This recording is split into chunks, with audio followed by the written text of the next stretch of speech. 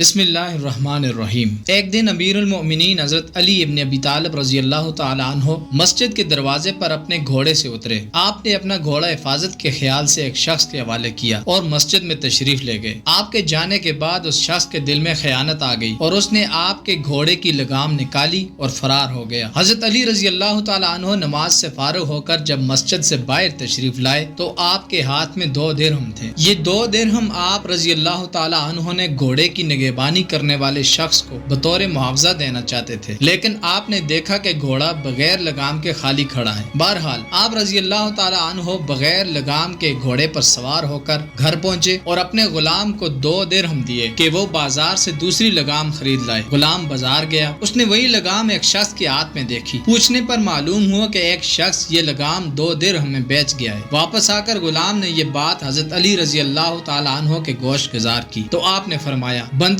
بعض اوقات خود صبر نہ کرنے اور عجلت سے کام لینے کی وجہ سے رزق حلال کو اپنے اوپر آرام کر لیتا ہے، حالانکہ جو کچھ رب العزت نے اس کی قسمت میں لکھا ہوتا ہے اس سے زیادہ اس سے نہیں ملتا۔